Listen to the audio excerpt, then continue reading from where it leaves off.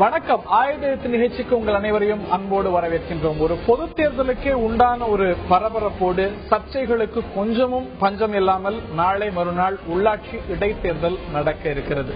திமுக, மதிமுக, பாமக, தேமுதிக ஆகிய கட்சிகள் இந்த தேர்தலை புறக்கணிக்க தேசிய கட்சிகளான பாரதிய ஜனதாவும் கம்யூனிஸ்ட் கட்சிகளும் பலமிக்க மாநிலத்தில் ஆளும் கட்சியாக இருக்கக்கூடிய அதிமுகவோடு களத்தில் மோதுகின்றன. தமிழக முதலமைச்சர் செல்வி ஜெயலலிதா தேர்தல் பிரச்சாரத்தில் இறங்கி பரப்புரை செய்தது பரபரப்பை மேலும் இந்த தேர்தலில் பெருக்கியது என்றுதான் சொல்லியாக வேண்டும்.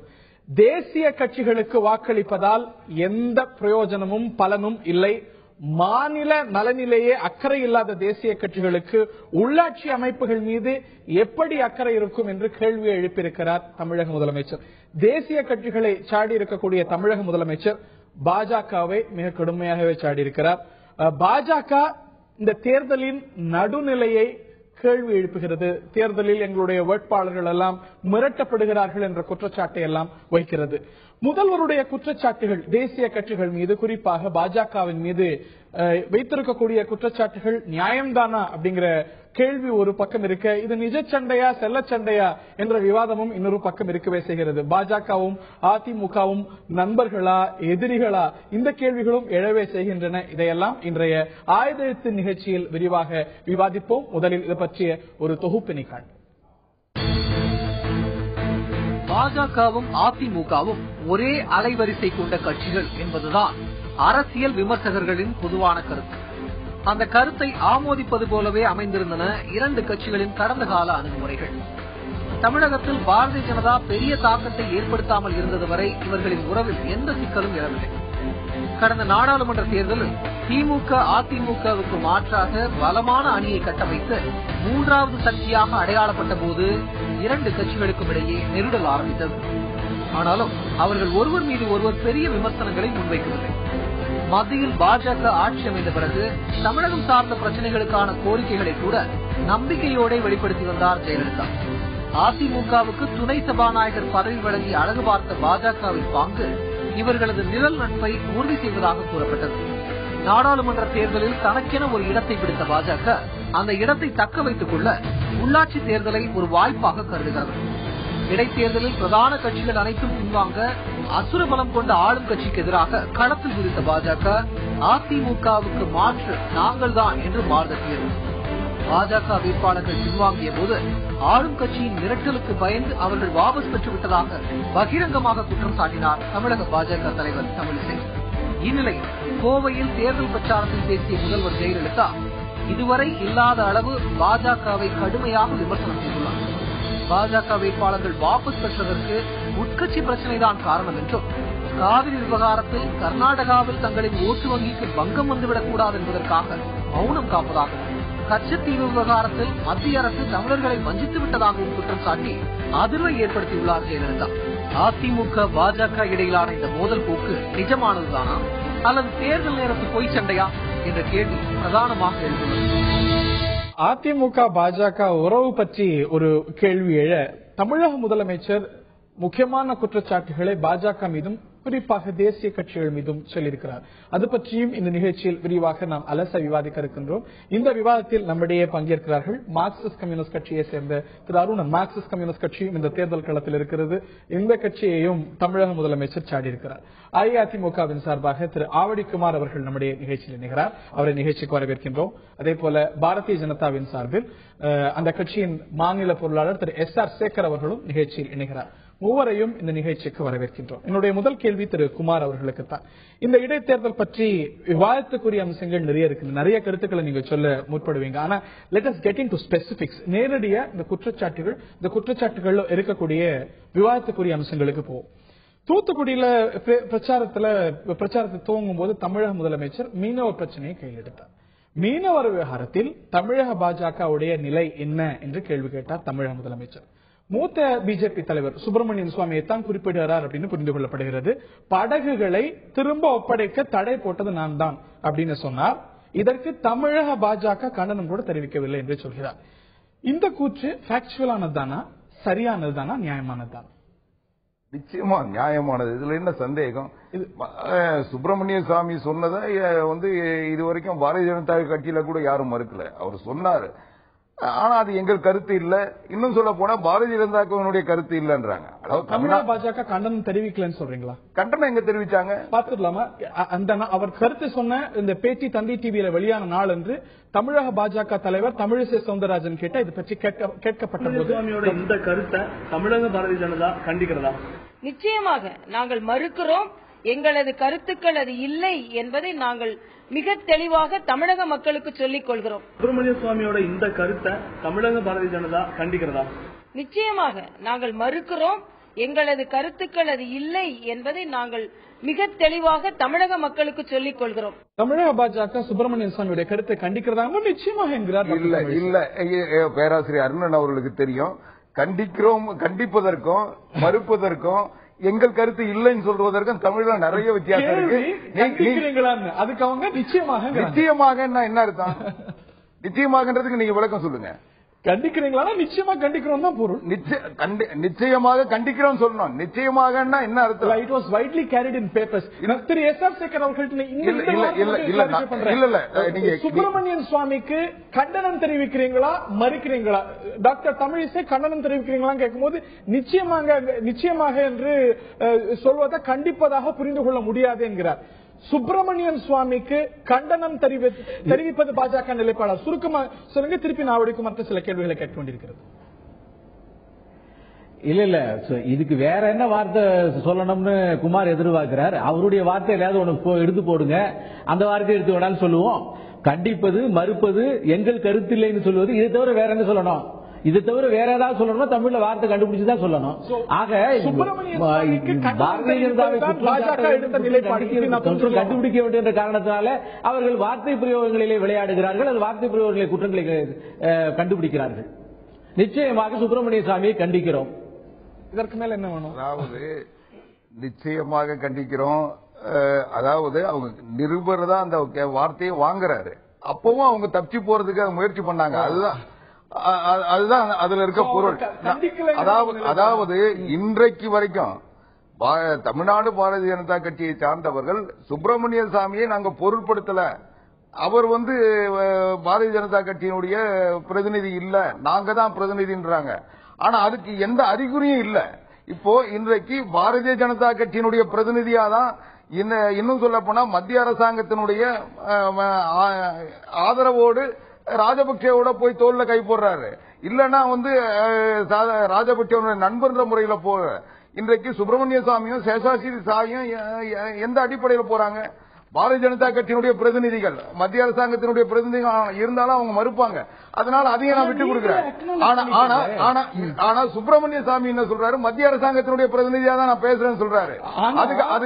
நீங்களே ரெகக்னைஸ் பண்ணிட்டீங்களா, அக்னாலேஜ் பண்ணிட்டீங்களா? சுப்பிரமணியன் சுவாமியுடைய கருத்து மத்திய அரசாங்கத்துடைய கருத்தோ இல்லாட்டி தேசிய கட்சியுடைய கருத்தோ இல்லன்னு நீங்க அக்னாலேஜ் பண்ணலையா?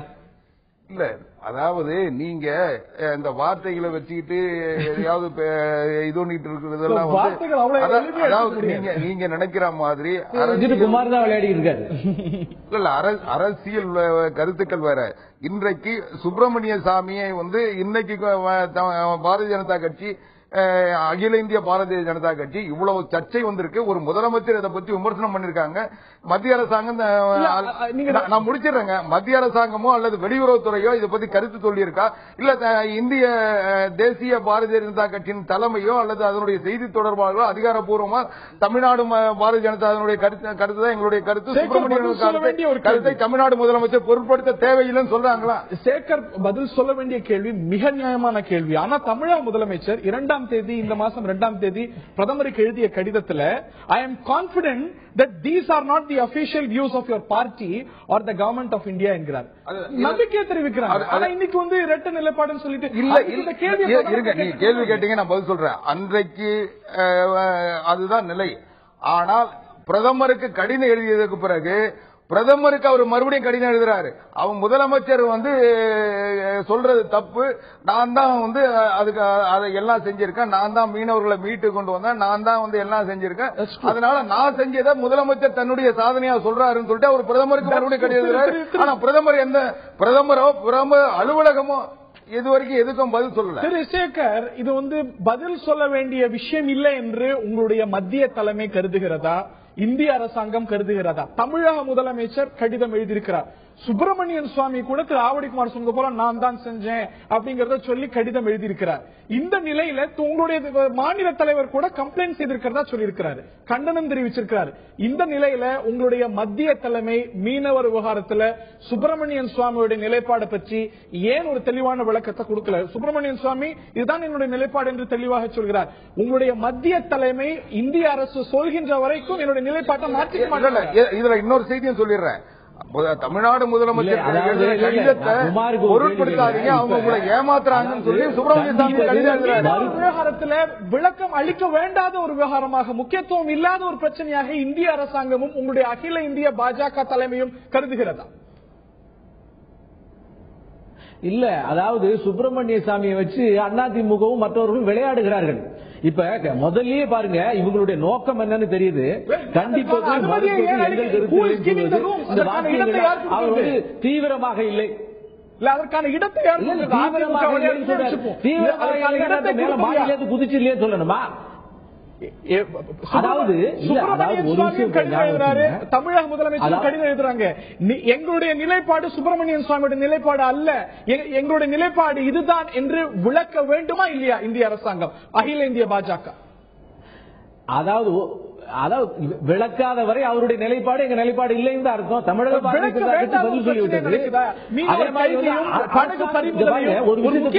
சுப்பிரமணிய சாமியினுடைய வார்த்தைகளை வைத்து சுப்பிரமணிய சாமியினுடைய வார்த்தைகளை வைத்து விளையாடுகின்ற அரசியல் விளையாட்டை அதிமுக விளையாடி கொண்டிருக்கிறார். சொல்றீங்க இல்ல அல்ல இல்ல, அதாவது காரியம் பெருசா வீரியம் பெருசா, நடக்கக்கூடிய மீனவர்களுடைய பிரச்சனைகளை பற்றி மத்திய அரசு பேசுகிறது, நிலைப்பாடு எடுக்கிறது, ராஜரீக உறவுகளிலே அவர்களை விடுவிப்பதற்கான முயற்சிகளை செய்கிறது, படகுகளை மீட்க ஏற்பாடு செய்கிறது. இதையெல்லாம் மட்டுமே பற்றி கவலைப்படுவது. படகுகள் மீட்பு பற்றி இந்திய அரசாங்கம், இந்திய வெளியுறவுத்துறை அமைச்சர், செய்தி தொடர்பாளர் சொன்னது என்ன?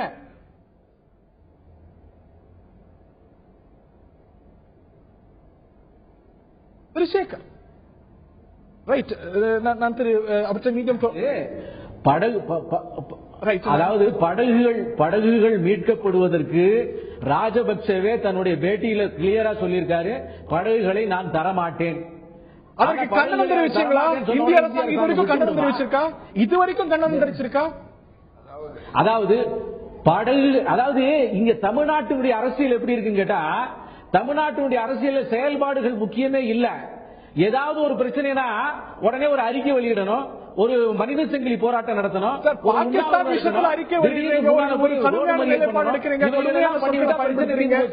உண்மையிலேயே செயல்பாடுகள் இவர்களுக்கு அவசியமே இல்ல. இந்த ஜால அரசியல் தான் செய்து கொண்டிருக்கிறார்கள். மோடியினுடைய அரசாங்கம் அவர்களை மீட்பதற்கு, படகுகளை மீட்பதற்கான ஏற்பாடுகள் அங்க செயல்பாடுகள் இல்லை என்று சொன்னால் அதை பத்தி பேசலாம். ஒரு படகுல 5 பேர் மீன் பிடிக்க போறாங்க, அந்த படகு பழுதுபட்டு அந்த மீனவர்கள் கடல்ல தத்தளிக்கிறாங்க, அவங்களை காப்பாற்றுறதுக்கு இன்னொரு படகு போகுது, அதுல 4 பேர் போறாங்க. இந்த இலங்கை ராணுவம் கடற்படை இந்த 9 பேரையும் அந்த 2 படகையும் பிடிச்சிட்டு போறாங்க. அத கூட இந்திய அரசாங்கம் கேட்கலன்னா, ஒரு ஆபத்துல மனிதாபிமானத்தோடு காப்பாற்ற போன படகையும் பிடிச்சிட்டு போனாங்க. மீன் பிடிக்க போனவங்க தான் சரி மீனவ கொள்ளடிக்க வந்தாங்கன்னு சொல்றாங்க, ஆனா காப்பாற்ற போன மனிதாபிமானத்தோடு போனவங்களையும் பிடிச்சாங்களா, கேட்டாங்களா? நிச்சயமா மாற்றுக்கருத்துல நான் திரு அருணன் அவர்கள்ட்ட கேட்க வரும் என்றேன். தேசிய கட்சிகளை மிக கடுமையாக சாடி இருக்கிறார் தமிழக முதலமைச்சர். முல்லை பெரியாறு விவகாரத்தை குறிப்பிட்டு உங்களுடைய கட்சியும் மிக கடுமையாக சொல்லியிருக்கிறார். முல்லை பெரியாறு விவகாரத்துல தமிழக கம்யூனிஸ்டுக்கு ஒரு நிலைப்பாடு, கேரள கம்யூனிஸ்டுக்கு ஒரு நிலைப்பாடு, மத்திய கம்யூனிஸ்ட் மௌனமா இருக்கு அப்படிங்கிறார். இதை உறுதிப்படுத்தும் வகையில தானே உங்கள் கட்சியுடைய சொல்லும் செயலும் அமைந்திருக்கிறது. தமிழக மார்க்சிஸ்ட் கம்யூனிஸ்ட் கட்சியோட நிலைமை இது, கேரளால அவங்க அப்படியே ஆளுங்கட்சி, இதனால இந்த மாதிரி ஒரு நிலைப்பாடு எடுக்கிறாங்க அப்படின்னு இதை உறுதி செய்யும் வகையில, இதை நியாயப்படுத்தும் வகையில தானே இருக்கிறது உங்களுடைய. முதல்ல தேசிய கட்சிகளை சாடி இருக்காங்க முதல்வர். தேசிய கட்சிகளுக்கு ஓட்டு போடாதீங்க அப்படிங்கிறாங்க.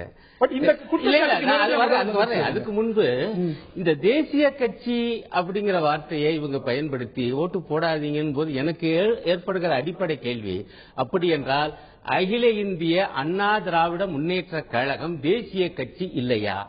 அது வெறும் ஒரு மாநில கட்சி தானா? இதுதான் எனக்கு எழுதுகிற அடிப்படையான சந்தேகம். ஏன்னா இதுக்கு முன்பெல்லாம் என்ன சொல்லுவாங்கன்னா, நாங்க வெறும் மாநில கட்சி அல்ல, வெறும் பிராந்திய கட்சி அல்ல, அகில இந்திய கட்சியும்பாங்க. இப்ப என்னடான்னா மத்தவங்க எல்லாம் தேசிய கட்சி அப்படிங்கிறாங்க. அப்ப இது தேசிய கட்சி இல்லையா? குமார் பதில் சொல்ல. இல்ல இன்னொன்னு சொல்றேன். இன்னொன்னு கூட என்ன சொல்றாங்கன்னா, ஏன் தேசிய கட்சிக்கு ஓட்டு போடக்கூடாது என்பதற்கு ஒரு வினோதமான வாதம் சொல்லியிருக்காங்க. தேசிய கட்சி சொல்லிட்டு நான் இதுக்கு வர்றேன். அப்பதானே அவங்க வந்து அந்த அர்த்தத்தில் சொல்றாங்க, தேசிய கட்சிகள் எப்பொழுதுமே புதுடெல்லியை சுற்றியே சிந்திக்கும் அப்படின்னு. இதுவும் எனக்கு ரொம்ப வினோதமா இருக்கு. மக்களவை கேரளாவை பத்தியே சிந்திக்கிறீங்க? இல்ல நான் இவங்களே நினைவுபடுத்த விரும்புறேன். மக்களவை தேர்தலுக்கு சிறிது காலத்துக்கு முன்பு புதுடில்லியை சுற்றியே சிந்திச்சதா இல்லையா அதிமுகவும் அதனுடைய தலைமையும் மூன்றாவது அணியில் உற்சாகமாக வந்ததா இல்லையா? கூட தமிழர் நலன் சொல்லப்பட்டதா இல்ல அவங்க பொதுவா என்ன சொன்னாங்கன்னா, அதிமுக இடம்பெறாத ஆட்சி வராது என்று புதுடெல்லியை சுற்றித்தானே பேசினாங்க. இல்ல இது தர்க்க நியாயம் இல்லாத வாதம். அகில இந்திய கட்சிகளுக்கு வாக்களிக்காதீர்கள் என்று கேட்கிற உரிமைன்னு சொல்றேன். அகில இந்திய அண்ணா திராவிட முன்னேற்ற கழகத்துக்கு கிடையாது. ஒண்ணு. ரெண்டாவது, நீங்க கேட்ட கேள்வி உங்க கட்சிக்கு ஒவ்வொரு மாநிலத்தில் ஒரு நிலைப்பாடு முதலமைச்சர் வைத்திருக்க நியாயப்படுத்தும் வகையில் ஒண்ணுமல்ல. நான் என்ன கேட்கிறேன், இவங்க என்ன சொல்றாங்க, அகில இந்திய கட்சியுடைய குணம்லாம் என்னன்னா மாநில உரிமைக்காக குரல் கொடுக்காதுன்னு ஒரு புறம் சொல்றாங்க.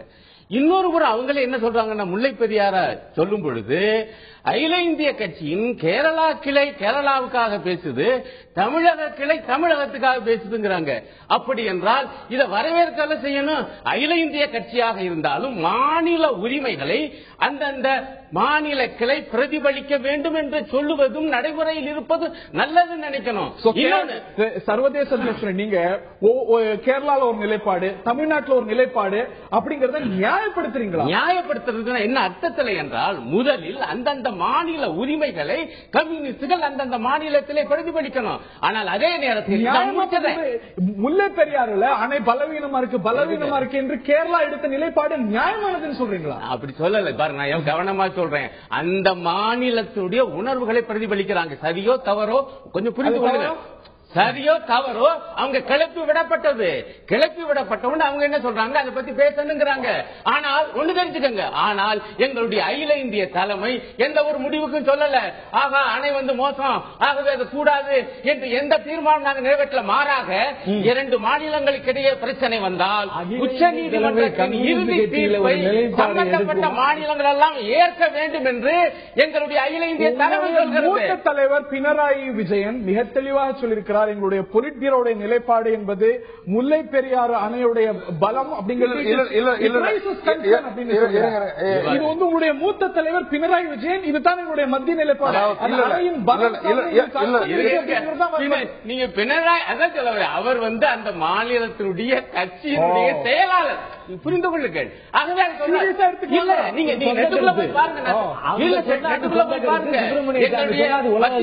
அறிக்கை என்னுடைய அரசியல் தலைமைகளுடைய அறிக்கை. ஆனால் பாஜக காவேரி பிரச்சனை என்ன பண்ணுச்சு, அதனுடைய அகில இந்திய தலைவர்கள் அதனுடைய மத்திய அமைச்சர்களே என்ன பண்ணாங்க, மக்களை கிளப்பி விட்டாங்க தமிழ்நாட்டுக்கு எதிராக. அப்படியா கேரளால அப்படி யாரும் கிளப்பி விடலையா? கேரளால பிரச்சனைகள் எழலையா? அங்க இருக்கக்கூடிய மார்க்சிஸ்ட் கம்யூனிஸ்ட் தலைவர்கள் தமிழ்நாட்டு நலனுக்கு எதிராக முல்லை பெரியாறுல பல அமைப்புகள் சொன்ன பிறகு அவங்க மாநிலத்தினுடைய உரிமைக்காக பேச. நான் கேட்கிறது, எங்களுடைய பிரகாஷ் காரத், எங்களுடைய சீதாராம் யெச்சூரியோ இந்த மாதிரியா வெங்கையா நாயுடு போல பேசினாங்க. பாஜகவும் அதிமுகவும் எதிரிகளா நண்பர்களா? இந்த சண்டை நிஜ சண்டையா செல்ல சண்டையா? இந்த கேள்விகள் எல்லாம் எழுந்திருக்க இந்த குற்றச்சாட்டுகள் ஒன்றன் பின் ஒன்றாக பார்த்து வருகின்றோம். பாஜக மந்திரி எஸ்.ஆர். சேகர் அவர்கள்ட்ட கேட்க இருக்கின்றேன். காவிரி விவகாரத்தை உங்க ஊர்ல நடந்த தேர்தல் பிரச்சாரத்தில் தமிழக முதலமைச்சர் குறிப்பிட்டிருக்கிறார். காவிரியில இந்த மேலாண்மை வாரியம் அப்படிங்கிறது அமைய பெற்றிருக்க வேண்டும், அது சட்டப்பூர்வமான உரிமை, இதுல எந்த தடையும் கிடையாது. ஆனா இதுவரைக்கும் தமிழகத்துக்கு உண்டான நியாயத்தை உங்களுடைய அரசு, பாஜக மத்திய அரசு செய்யவில்லை என்ற ஒரு குற்றச்சாட்டை வைத்து இப்படி மாநில நலனிலேயே அக்கறை இல்லாத ஒரு கட்சி எப்படி உள்ளாட்சிக்கு நன்மை செய்ய போகிறதுங்கிற ஒரு கேள்வி எழுப்புகிறார். இந்த காவிரி விவகாரத்துல முதலமைச்சருடைய குற்றச்சாட்டு நியாயமற்றதா என்ன? அதாவது ரெண்டு விஷயம். காவிரி விவகாரத்திலே முதலமைச்சருடைய குற்றச்சாட்டு நியாயமற்றது, அநியாயமானது. ரெண்டு விஷயம். ஒன்னு வாஜ்பாயினுடைய ஆட்சி காலத்துல 4 மாநில முதல்வர்களை வச்சு எல்லாம் பேசி அதுக்கப்புறம் இறுதி தீர்ப்பு அது கெசட்ல ஏறியாச்சு. கெசட்ல ஏறியபடி அதுல சொல்லி இருக்கிறது படி காவிரி மேலாண்மை வாரியம் அமைய பெறுவது அப்படிங்கிறது சட்டப்பூர்வமான விஷயம். அதற்கு எந்த தடையும் கிடையாது. அது ஏன் அமையலங்கிறதான் கேள்வி. வாஜ்பாய் செய்தார், கூடினார், பேசினார், மாற்று கருத்து இல்லை. பைனலா ஒரு கேள்வி கேட்டுட்டா அதுக்கு மட்டும் பதில் சொல்ல வேண்டிய அவசியம் இல்லை எனக்கு. காரணம் என்னவென்றால் அதற்கு முன்னால பல்வேறு விஷயங்கள் இருக்கு. கண்ணமூடிட்டு பிஜேபி மேல காவிரி மேலாண்மை வாரியம் அமைப்பதற்கு அவர்கள் தயாராக இல்லை என்று ஒரு குற்றச்சாட்டு நடத்தினா கடந்த காலத்தில் எப்படி இருந்துச்சு, அதற்காக என்ன உழைத்தோம், அதை யார் தடுத்தது, அந்த காவிரி மேலாண்மை வாரியம் அமைத்து சரியான தண்ணீர் நமக்கு வந்து சேர்வதை தடுத்தது யாரு? MS கிருஷ்ணா பாத யாத்திரை நடத்தி காங்கிரஸ் தூண்டி விட்டதுனால அங்க ஏற்பட்ட ரகளையிலே நடந்தது. நடந்த போது கர்நாடகாவுடைய அதிமுக ஸ்டாண்ட் என்ன, கர்நாடகாவுடைய அதிமுக ஸ்டாண்ட் என்ன இல்லையே. அதற்கு அடுத்தாப்புல தேவேகவுடா தண்ணி கொடுக்க கூடாதுன்னு கேஸ் போட்டவர், தேவேகவுடா பிரதமராக இருந்த போது தண்ணீர் தருவதற்கு மறுத்தவர், அவரோட கூட்டணி சேர்ந்துவிட்டு இரட்டை நிலை எடுக்கக்கூடிய அதிமுகவுக்கு பாரதிய ஜனதா கட்சி சொல்வதற்கு என்ன நியாயம் இருக்கிறது? அது மட்டுமல்ல, கிடைக்கப்பட வேண்டிய சட்டப்பூர்வமான உரிமை, அதாவது இந்த தீர்ப்பிலேயே இருக்கு, ட்ரைபுனலோட ஃபைனல் ஆர்டர்லயே காவிரி ட்ரைபுனல் ஃபைனல் ஆர்டர் ஏறிச்சுன்னா இந்த ஒரு காவிரி மேனேஜ்மெண்ட் போர்டு அமைய பெற வேண்டும். ஆனா அப்படி எந்த ப்ரொபோசலும் இல்லை. உச்சநீதிமன்றம் சொன்னா பார்க்கலாம் அப்படின்னு உங்களுடைய அமைச்சர் உமா பாரதி சொல்கிறார். அதிமுக விட்டுருங்க, தேவேகவுடா விட்டுருங்க. அதாவது தமிழ்நாட்டுக்கு காவிரி மேலாண்மை வாரியம் அமைய பெறணும் அப்படிங்கறதுல ஏன் உங்களுக்கு இந்த மாற்று கருத்து இல்ல? மாற்று கருத்து இருப்பதாக நீங்க தானே சொல்றீங்க. முல்லை பெரியாறு தீர்ப்புல மத்திய அரசுடைய பங்கை சரியாக செய்ததனுடைய காரணமாக இன்றைக்கு முல்லை பெரியாறு தமிழகத்துக்கு கிடைச்சிருக்கிறது. நரேந்திர மோடியினுடைய ஆட்சி காலத்தில் சுப்ரீம் கோர்ட்டுடைய தீர்ப்புகள் அத்தனையும் நடைமுறைப்படுத்தப்பட வேண்டும். மாநிலங்களுக்கு இடையே வித்தியாசம் பாராது என்ன சரியான தீர்ப்பு நடைமுறைப்படுத்த வேண்டும் என்பதிலே உறுதியாக இருக்கிறார். இந்த ஒரு ஃபைனல் ஆர்டருக்கும் ஒரு கோர்ட் தீர்ப்புக்கான டிகிரி இருக்கு, அதற்கான அதிகாரம் இருக்கு, செயல்படுத்த வேண்டியது உங்கள் அரசாங்கத்தின் கடமை. இறுதி ஆணைப்படி இந்த மேலாண்மை வாரியம் அமையப்படுறது இல்லைன்னு உங்களுடைய அமைச்சர் சொல்றாங்களே. அதாவது காவிரி மேலாண்மை வாரியத்தை மத்திய அரசு அமைக்கும், நிச்சயமாக அமைப்போம். தமிழ்நாட்டிலிருந்து அதை சொல்லி இருக்கிறோம். நரேந்திர மோடியினுடைய செயல்பாட்டில் அது இருக்கிறது. உங்களுடைய அமைச்சர் உச்சநீதிமன்றம் சொன்னால் நான் அமைக்க மாட்டோம், இது there is no such proposal என்று சொன்னாரா இல்லையா? There is no proposal. Uma Bharti rules out the Kaveri board அப்படின்னு நியூஸ் அவங்க சொன்னாங்களா இல்லையா? அப்படி ஒரு ப்ரொபோசல் இல்லன்னு இல்ல, அந்த செய்திகள் பத்திரிகையிலே வந்து சொன்னாங்க. நரேந்திர மோடியினுடைய ஸ்டேட்மெண்ட்ல உச்சநீதிமன்றத்தினுடைய தீர்ப்புகள் அத்தனையும் நடைமுறைப்படுத்தப்படும். நரேந்திர மோடி தாவாக்கள் இல்ல உச்ச நீதிமன்றத்தினுடைய தீர்ப்புகள் நிறைவேற்றப்படும். மாநிலங்களுக்கு இடையே உண்டான தாவாக்கள் எல்லாம் சரி செய்யப்படும். அந்த வகையில 100 நாட்களுக்கு 110 நாட்கள் ஆன ஒரு அரசாங்கத்தை ஒரு 25, 30, 40, 50, 60 வருஷமா இருக்கக்கூடிய ஒரு பிரச்சனையில உடனே அதற்கு பதில் சொல்லவில்லை. ஒரு அமைச்சருடைய பேச்சினாக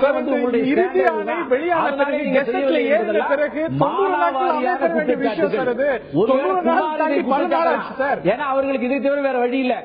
ஆனால் 90 நாள் இயற்கையாவே அமைய பெறணும். அதை தாண்டி பல நாட்கள் ஆயிடுச்சு, இது வரைக்கும் அமைய பெறல. இது அதீதமான ஒரு கேள்வி அல்ல. காவிரி மேலாண்மை வாரியம் இது வரைக்கும் ஏன் அமைய பெறலங்கிறது எந்த சட்டப்பூர்வமான தடையும் இல்ல. அமைய பெற வேண்டியது அமைய பெறாமல் இருந்தது யாரு? ஏன் நீங்க 90 நாட்களிலே ஏற்கனவே மத்திய அரசுக்கு அப்போது இந்த மாநில முதல்வர் என்ன செய்து கொண்டிருந்தார் கேட்டார்.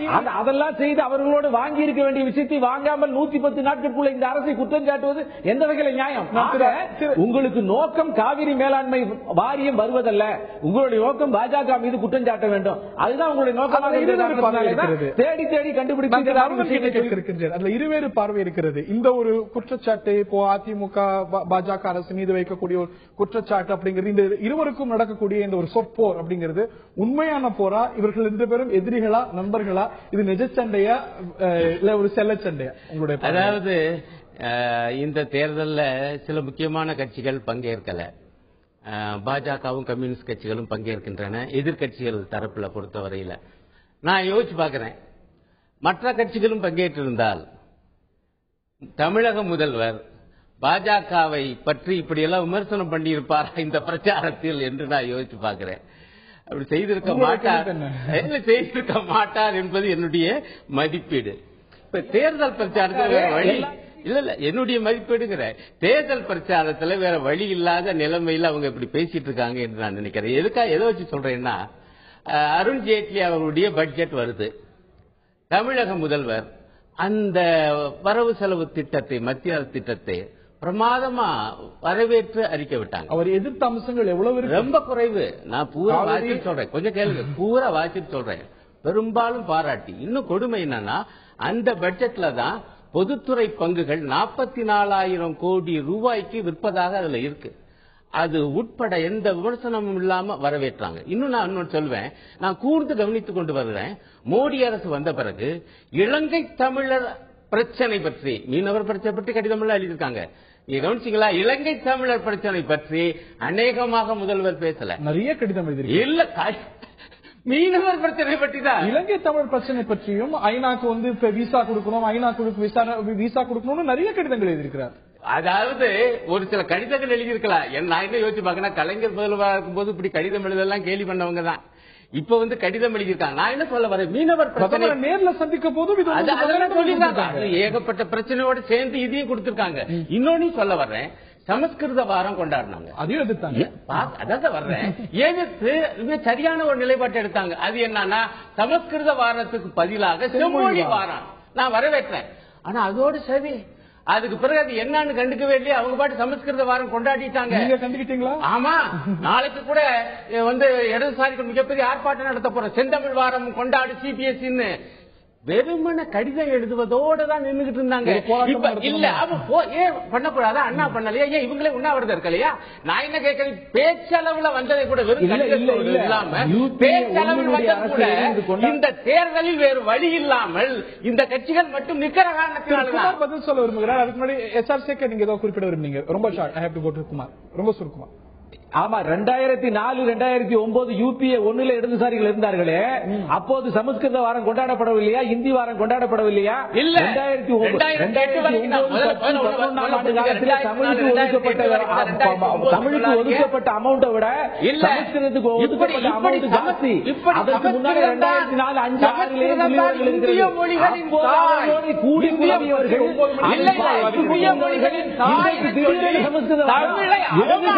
எல்லாமே எப்படி தமிழ் மட்டும்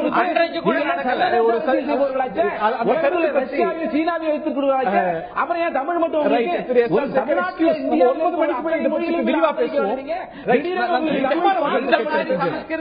இந்த மாதிரி நடக்கல. 9 மணிக்கு ராஜ்நாத் சிங் சமஸ்கிருதம் அனைத்து இந்திய மொழிகளின் தாய் சொல்லியிருக்காரு என்பதை பற்றி விவாதிக்க இருக்கின்றோம். நான் திரு குமார் அவர்கள் நான் கேட்க இருக்கின்றேன்.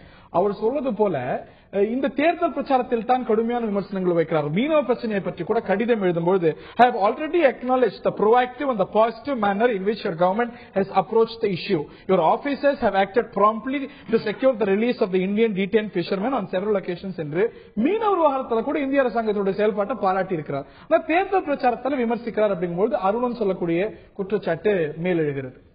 அதாவது தமிழ்நாடு முதலமைச்சர் நீங்க இன்னொரு கருத்தையும் சொல்லிட்டு இருந்தீங்க, இது நட்பு கட்சியா, இந்த நட்பு தொடருமா, பகை கட்சியா, பகை தொடருமா, நல்ல சண்டையா செல்ல சண்டையா, நல்ல சண்டையா செல்ல சண்டையான்னு சொல்லிட்டு எதுகை முனையோட எல்லாம் கேட்டீங்க. ஆனா நான் இத சொல்றது இது எல்லாமே ஒரு 2 அரசியல் கட்சிகள், அவ்வளவுதான். இதுல நட்பும் இல்ல, பகையும் இல்ல, எதுவுமே இல்ல. நாங்க எங்களுடைய நிலைப்பாட்டை எங்களுடைய இலக்கு நோக்கி நாங்க பயணப்படுறோம், அவங்க அவங்களுடைய இலக்கு நோக்கி பயணப்படுறாங்க. அது எங்களுக்கு ஏற்புடையதா இருந்தா நாங்க ஏத்துக்கிறோம், அதுக்கு நன்றி சொல்றோம், வரவேற்கிறோம்.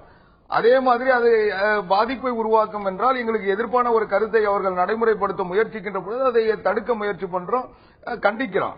அதுதானே ஒழிய பாரதிய ஜனதா கட்சியோடு வேற எந்த எல்லா இடதுசாரிகளோடு எங்களுக்கு என்ன உறவோ மற்ற கட்சிகளோடு என்ன உறவோ அதுதான் எங்களுடைய நிலைப்பாடு என்பது. எங்களுக்கு எந்த வகையில் பயணம் செய்ய வேண்டும் என்பதை எங்களுடைய நிலைப்பாடு தான் சொல்லுமே ஒழிய அடுத்த கட்சிகளுடைய நிலைப்பாட்டை ஒட்டி நாங்க எந்த முடிவும் எடுக்க வேண்டிய அவசியம் இல்லை. அதுக்கான வாய்ப்புகளும் இன்னும் சொல்ல போனா உறுதியான தலைமையும் அனைத்து இந்திய அண்ணா திராவிட முன்னேற்ற கழகத்துக்கு உண்டு. நாங்க எங்கள் தலைமைக்கு கொள்கை அடிப்படையில் எங்களுடைய லட்சியங்களை நோக்கி தான் நாங்க பயணப்படுறோம். அதை முதல்ல தெளிவுபடுத்த விரும்புறேன். அடுத்து மரியாதைக்குரிய பேராசிரியர் அருணன் சொன்னாரு, இது இந்த தேர்தலில் நீங்க கேட்ட கேள்விக்கு வேற கட்சிகள் போட்டியிட்டு இருந்தால் இந்த விமர்சனம் வந்திருக்காதுன்னு.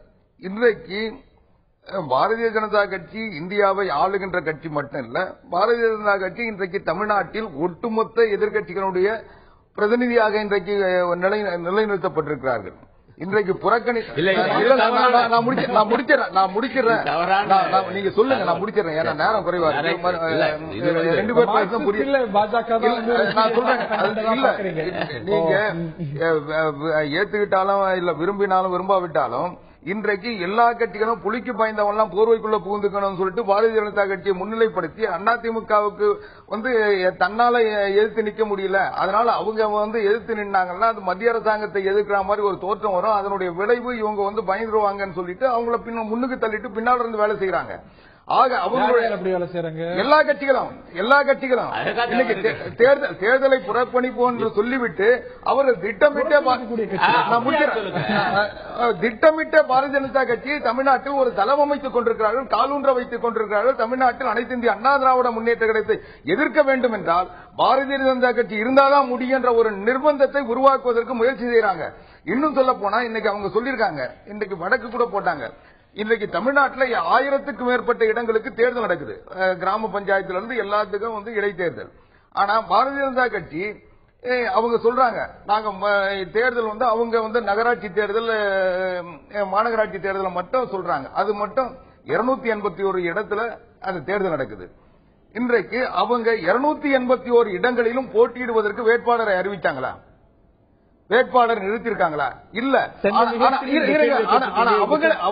அவங்களே என்ன சொல்றாங்க, நீதிமன்றத்தில் 122 இடத்துல போட்டியிடுவதற்கு நாங்க முயற்சி பண்ணோம், பல இடங்கள்ல வேட்பு மனுவை ஏத்துக்கல, அதனால வெறும் 83 மட்டும்தான் ஏத்துக்கிட்டாங்கன்றாங்க. ஆக இவங்க தமிழ்நாடு முழுக்க நாங்க போட்டி போட முயற்சி பண்ணா எங்களை அனுமதிக்கலன்னு சொல்ல இவங்க 281 இடத்துக்கு போட்டி பண்ண முயற்சி எந்த இடத்துல போட்டிடாது அப்படிங்கிறது. அப்ப அவங்க ஒரு பலகீனமான நிலையில இருக்கிற அந்த கட்சி, தமிழ்நாடு முழுக்க பரவலா இல்லாத கட்சி, இல்லாத இடங்கள்ல எப்படி வேட்பாளர் நிறுத்த முடியாது, அது போல இவங்க ஆள் இல்லாத இடத்துல யாரையா கொண்டு முன்மொழிஞ்சிட்டு தாம்பரத்துல ஒரு வேட்பாளர் அறிவிக்கிறாங்க, அவருக்கு அந்த வார்டிலேயே உறுப்பினர் வாக்காளர் பட்டியல் முன்மொழிகிறவர்கள் இல்ல, வழங்குநீர் எதுவுமே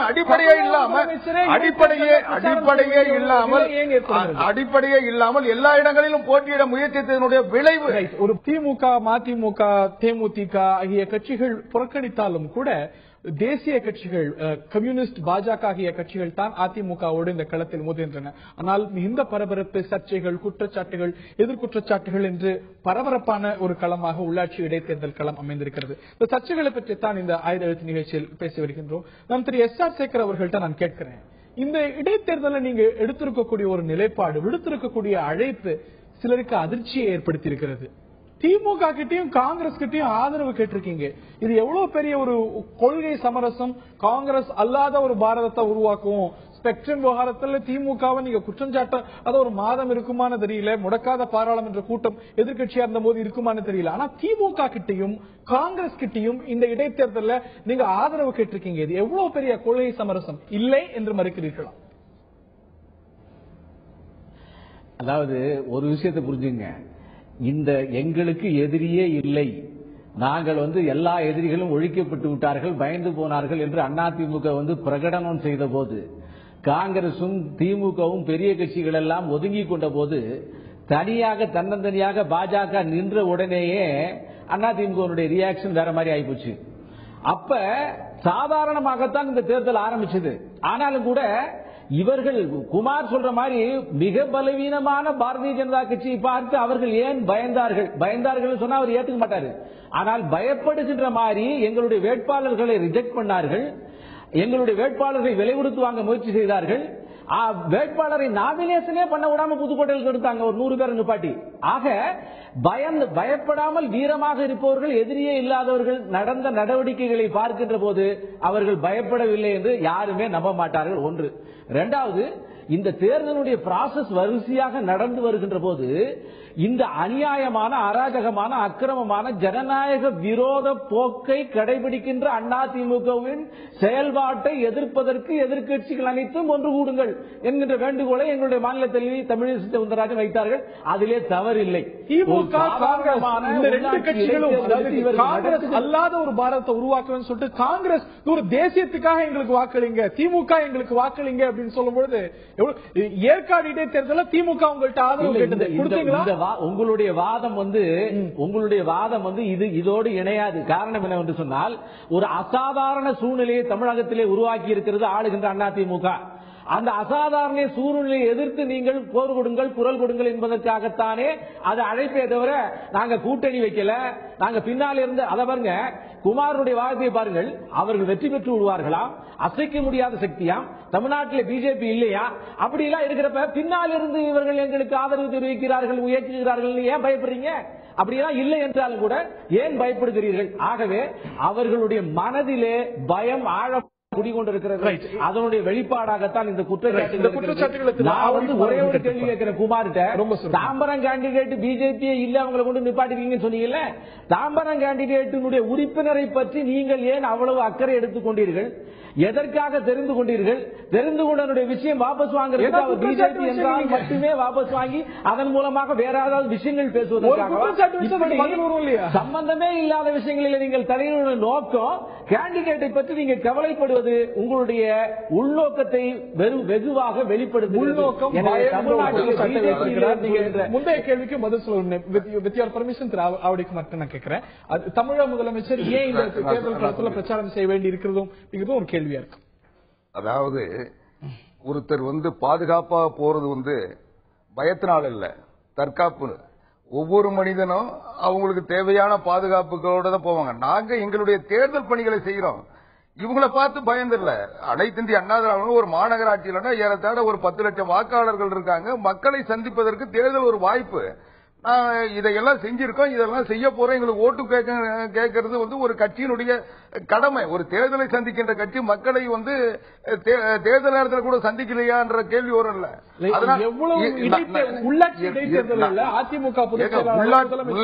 உள்ளாட்சி இடைத்தேர்தல் என்பது மாநகராட்சி தேர்தலில் மட்டும்தான் முதலமைச்சர் பிரச்சாரம் போனாங்க. மாநகராட்சி தேர்தல் என்பது 5 சட்டசபை 6 சட்டசபை சேர்ந்த ஒரு பகுதி. ஏறத்தாழ ஒரு 10 லட்சம் வாக்காளர்கள் உள்ள பகுதி.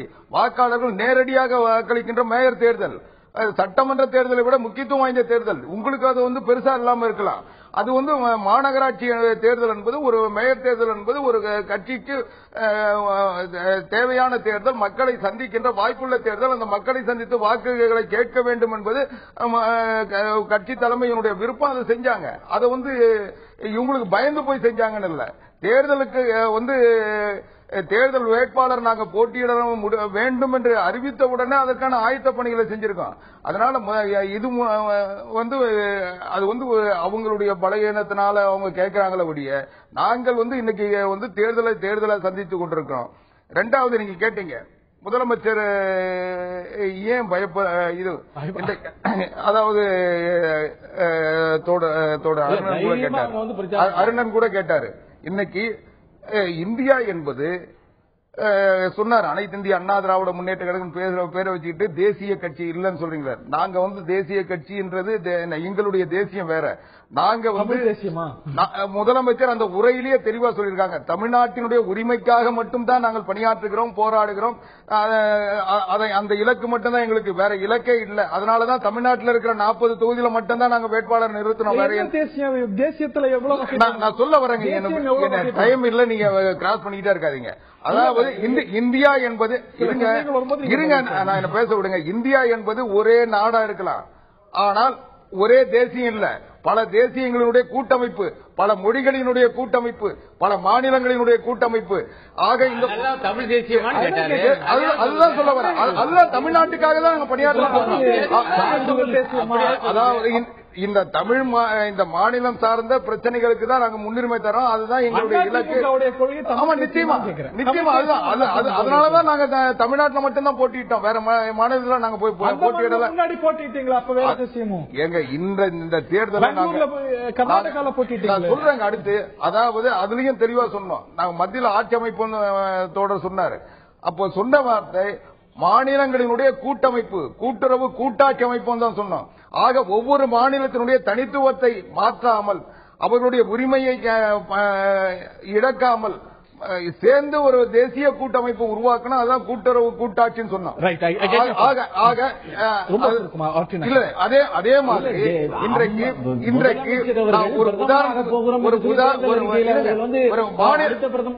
ஒரு மாநில கட்சிக்கு தான் அந்த மாநிலத்தினுடைய நன்மையே தெரியாத கட்சி ஒரு மாநகரத்தினுடைய நன்மை எப்படி கடைபிடிக்க முடியும்? அந்த உணர்வுகளை இன்னும் சொல்ல போனா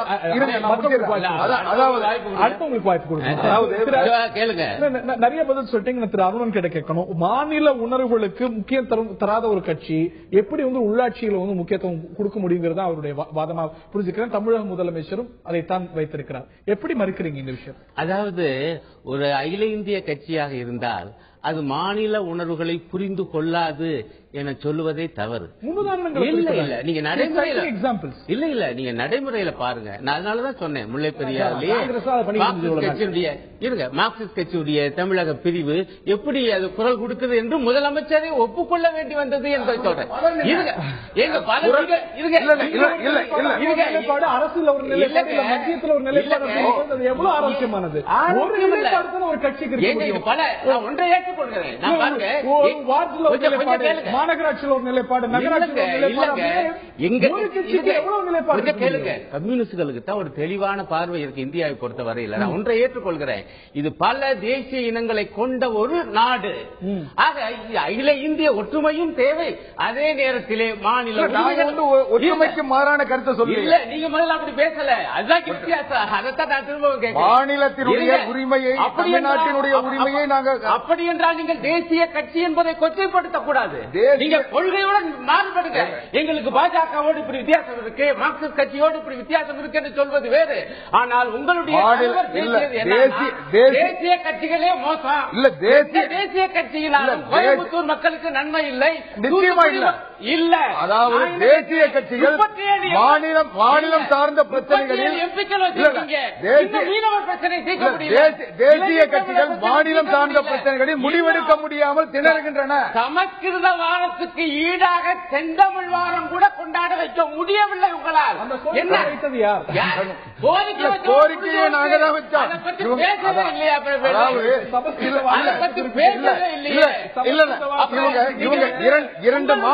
இரண்டு மாநில பிரச்சனை வந்தா உச்ச நீதிமன்ற தீர்ப்பை ஏற்றுக்கிறாங்க.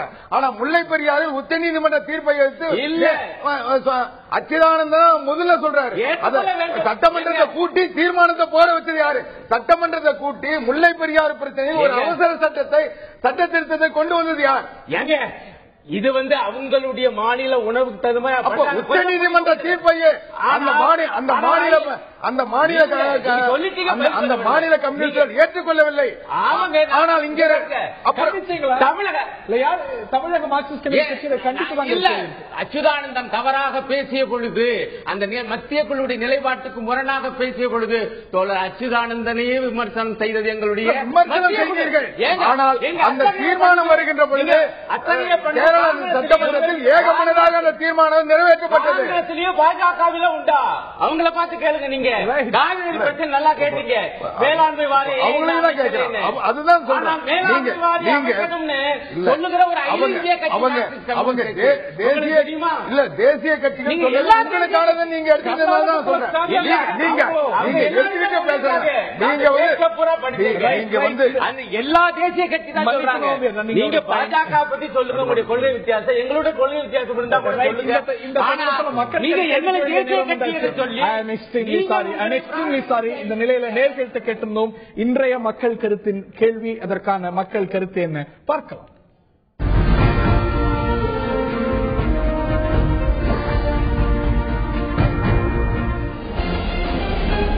அதிமுக பாஜக மோதல் நிஜம் என்று ஆயத்தத்தினர்களில் 17% கருதுகிறார்கள். இது நாடகம் என்று 61%, காலம்தான் சொல்லும் என்று 22% சொல்லியிருக்கிறார்கள். இது மக்கள் கருத்தில் நாம் கேட்ட கேள்விக்கு அதிமுக பாஜக மோதல் நிஜம் என்று 17%, நாடகம் என்று 61%, காலம்தான் சொல்லும் என்று 22% சொல்லியிருக்கிறார்கள். ஒரு கட்சி இன்னொரு கட்சியை இல்லாட்டி ஒரு ஆட்சியை எதிர்ப்பது, இல்ல அதே ஆட்சியும் கட்சியும் அதனது இன்னொரு செயல்ல வரவேற்பது அப்படிங்கிறது ஜனநாயகத்தில் ஏற்றுக்கொள்ளப்பட்ட ஒரு விஷயம் தான். இஷ்யூ பேஸ்ட் கிரிட்டிசிசம் அப்போசிஷன் அப்படிங்கிறது ஏற்றுக்கொள்ளப்பட்ட ஒரு விஷயம் தான். அதே போல ஒரு மத்திய மாநில நல்லுறவு அப்படிங்கிறது வெவ்வேறு கட்சிகளாக இருந்தாலும் கூட அது இருப்பது, நல்லுறவு அப்படிங்கிறது வெவ்வேறு இடங்களில் இருப்பது என்பது தவறில்லை. அதே போல தவறுகளை சுட்டிக்காட்டுவதும் தவறில்லை. இந்த நிலையில இந்த ஒரு கேள்வி அரசியல் ரீதியாக எழுந்திருப்பதனால் இதை பற்றி விரிவாகவே இந்த நிகழ்ச்சியில் விவாதித்தோம். தமிழக முதலமைச்சருடைய குற்றச்சாட்டுகள், அதே போல பாஜகவுடைய பதில் குற்றச்சாட்டுகள், இவையெல்லாம் இது உள்ளாட்சி இடைத்தேர்தல் என்றாலும் கூட ஒரு பொது தேர்தலுக்கு நிகரான ஒரு பரபரப்பை இந்த இடைத்தேர்தலுக்கு கொடுத்திருக்கின்றன என்று சொன்னார் மிகையல்ல. நிகழ்ச்சியில் பங்கு பெற்ற திரு ஆவடிக்குமார், திரு அருணன், திரு SR சேகர் மூவருக்கும் நன்றி. மொழி சர்ச்சைகளை பற்றித்தான் ஆயுத எழுத்து நீட்சியில் விரிவாக பேச இருக்கின்றோம். அனைத்து இந்திய மொழிகளுக்கும் சமஸ்கிருதம் தாய் என ராஜ்நாத் சிங் உள்துறை அமைச்சர், மொழி சார்ந்த விவகாரங்களுக்கும் அவர் தான் அமைச்சர், அவர் சொல்லியிருக்கிறார். இந்த கருத்து தான் சர்ச்சையை ஏற்படுத்தியிருக்கிறது. இது சர்ச்சைக்கு உள்ளாகப்பட வேண்டிய ஒரு விஷயமா என்பதையுமே விவாதிக்க இருக்கின்றோம். நிகழ்ச்சியில் நம்முடைய பங்கேற்கிறார்கள் நாம் தமிழர் கட்சியை சேர்ந்த அதனது சர்வதேச தொடர்பாளர் திரு ஐயநாதன், அது மட்டுமல்லாது பாஜகவின் மாநில பொருளாளர் திரு SR சேகர் அவர்களும் நம்முடைய தொடர்கிறார். என்னுடைய முதல் கேள்வி திரு SR சேகர் அவர்களுக்குத்தான். அலுவல் மொழிகள் அபிஷியல் லாங்குவேஜஸ் 22 இருக்கு, தமிழ், தெலுங்கு உள்ளிட்ட அலுவல் மொழிகள். ஆனால் 2 மொழிகள் மீது தான் நீங்க அதீதமான ஒரு பாசம் வைத்திருக்கிறீர்களோ, சமஸ்கிருதம், ஹிந்தி, இதைத்தான் முன்னிறுத்தணும், இதை மேம்படுத்தணும் அப்படிங்கிற ஒரு அக்கறையை அதீதமாக காட்டுகிறதோ. செம்மொழின்னு எடுத்துக்கிட்டாலும் கூட நிறைய செம்மொழிகள் இருக்கு. ஆனால் ஏன் சமஸ்கிருதம், ஹிந்தி மீது இத்தனை பாசம்? இவ்வளவு மொழிகள் அதிகாரப்பூர்வ மொழிகளாக இருக்கு. திருச்சேகர், அதாவது இது வந்து குறுகிய கண்ணோட்டத்தோடு கூடிய ஒரு குற்றச்சாட்டு. இது பேச வேண்டும் என்பதற்காக சொல்லப்படுகின்ற ஒரு குற்றச்சாட்டு. அப்படி இல்லை. முதல்ல 2 விஷயத்தை புரிஞ்சுக்கணும். ஒரு மொழியினுடைய வளர்ச்சி அடுத்த மொழியை அழிக்காது. ஒரு மொழியால் மற்றொரு மொழி அழிந்ததாக உலக சரித்திரத்தில் வரலாறே கிடையாது. ஆகவே ஆனால் அதற்கு ஒரு வரலாறு பொதுவாக உருவாகலாம். அது ஆங்கிலம். ஆங்கிலத்தால் பல மொழி அழிய போகிறது, அது 2வது விஷயம். ஆனால் இந்திய மொழிகளிலே, உலகத்தில் இருக்கக்கூடிய மொழிகளிலே ஒவ்வொரு மொழியும் மற்றொரு மொழி அழித்ததாக வரலாறு இல்லை. 1. 2வது, இப்ப இந்தியா முழுவதும் ஒரு இணைப்பு மொழியாக மும்மொழி திட்டம் வேண்டும் என்று ஜவஹர்லால் நேரு சொன்னார். அதுவே பாரதிய ஜனதா கட்சி சப்சிக்வெண்ட் கவர்மெண்ட்ஸ் அதை அக்செப்ட் பண்ணியிருக்கிறது. அந்த வகையிலே அந்த மாநில மொழி இந்தி மற்றும் ஆங்கிலம். ஆகவே இந்தியை பிரபலப்படுத்துவது என்பது ஒன்று சாதாரணமான விஷயம். ஏன்னு கேட்டீங்கன்னா, இப்ப தமிழ்நாட்டில் இந்தி எவ்வளவு பேர் கற்றுக் கொள்கிறார்கள்? இந்தி கற்றுக்கொண்டால் வடமாநிலங்களிலே போகின்ற வேலைவாய்ப்புகள் எப்படி, மொழி பழக்க வழக்கத்தில் ஒரு அந்யோன்யம் ஏற்படுகிறது என்பதெல்லாம் நான் கண்கூடாக பார்க்கின்ற விஷயம். அரசியலுக்காக பேசப்படுகிறது மொழி திணிப்பு என்பது. 2வது, ஒரு 55% 60% மக்கள் இந்தியாவில் இந்தி பேசுகிறார்கள். எனவே அது ஒரு அதிகமாக பேசப்படுகிற மொழியாக, ஒரு 80-85% மொழி தெரிந்தவர்களாக இருக்கிறார்கள். எனவே இந்தியை பொறுத்த மட்டும், சமஸ்கிருதத்தை பொறுத்த மட்டும் அது உலகத்தினுடைய ஒரு ரிச்சஸ்ட் லாங்குவேஜ். அதிலே 5% மட்டுமே இந்த ஸ்லோகங்கள் மற்றும் இந்த கடவுள் வழிபாடு இருக்கிறது. மீதி 95% அதுல விஞ்ஞானமும் மெஞ்ஞானமும் பல்வேறு விஷயங்கள், காவியங்கள், மகா காவியங்கள் எல்லாம் இருக்கிறது. எனவே அப்படிப்பட்ட ஒரு மொழி அழிந்துவிடக் கூடாது என்பதற்காக ஒரு சிறப்பு விஷயங்கள், சட்டப்பூர்வ அங்கீகாரம் இருக்கக்கூடிய தமிழுக்கோ பிற மொழிகளுக்கோ இல்லையா, அதை ப்ரமோட் செய்யறதுக்கு சமஸ்கிருதமும் 22 2 அபிஷியல் லாங்குவேஜ்ல ஒண்ணு, தமிழும் ஒண்ணு, இதுவும் செம்மொழி அதுவும் செம்மொழி. இத ப்ரமோட் செய்யறதுக்கு எடுத்துக்கிட்ட அதே முயற்சிகளை தான் மத்திய அரசாங்கம் தமிழ் வளர்ச்சிக்கு எடுத்துக்கொண்டதாங்கிற ஒரு கேள்வி இருக்கிறது. மீண்டும் வரேன் நான் உங்கள்கிட்ட திரு ஐயநாதன் அவர்கள்ட்ட நான் கேட்க இருக்கின்றேன். இதுக்கு பதில் சொல்லிடுறேன். இதுக்கு ஒரே ஒரு பதில் மட்டும் நான் சொல்லிடுறேன். இதுக்கு ஒரு பதில் சொல்லிடுறேன். ஏன்னு கேட்டா, வீட்டுல வீக்காக இருக்கிற பையனுக்கு தான் டாலி கொடுப்பாங்க. எல்லாருக்கும் கொடுக்கலைன்னா மற்றவர்கள் புறக்கணிப்பதாக அர்த்தம் இல்லை. இங்கே பலகீனமாக இருக்கிற இந்த மொழிக்கு முக்கியத்துவம் கொடுத்து இதை மற்றவர்களோடு சம அந்தஸ்து கொண்டு வருவதற்காக தான் கொண்டு வருகிறோம். இந்தியாவில் ஏதாவது ஒரு மாநிலத்திலோ ஏதாவது குறுகிய பகுதியிலேயோ சமஸ்கிருதம் பேசப்படுகிற மொழியாக இருக்கிறதா என்று நீங்கள் பார்த்தீர்கள்? இல்ல. அது கூட ஷிமோகால ஒரு ஊர்ல, மாத்தூர் ஊர்ல பேசப்படுவதாக ஒரு செய்தி கிடைத்தது. அது ஒரு விதிவிலக்கு. ஆகவே எதற்கு சொல்கிறேன், இந்த மொழியினுடைய இதற்கு கொடுக்கின்ற போஷாக்கு இது பலகீனமாக இருக்கிறதற்காக கொடுக்கப்படுகிறது. இதற்கு கொடுக்கப்படுகின்ற விஷயம் மற்றவர்களை பலகீனப்படுத்துவதற்காக அல்ல. ஆனால் ஒரு விஷயத்தை ஏற்றுக்கொள்கிறேன், மற்ற எல்லா மொழிகளையும் வளர்க்க வேண்டும், மற்ற எல்லா மொழிகளுக்கும் அந்தஸ்து கொடுக்க வேண்டும், அதற்கு உரிய பங்கை தர வேண்டும் என்ற கருத்திலே எனக்கு நிச்சயமாக உடன்பாடு இருக்கிறது. திரு ஐயநாதன் அவர்கள்ட்ட நான் கேட்க இருக்கின்றேன். அவர் சொல்வது போல ஒரு மொழியை வளர்ப்பது அப்படிங்கிறது இன்னொரு மொழியை அழிக்க நினைப்பதாக அர்த்தம் இல்லை.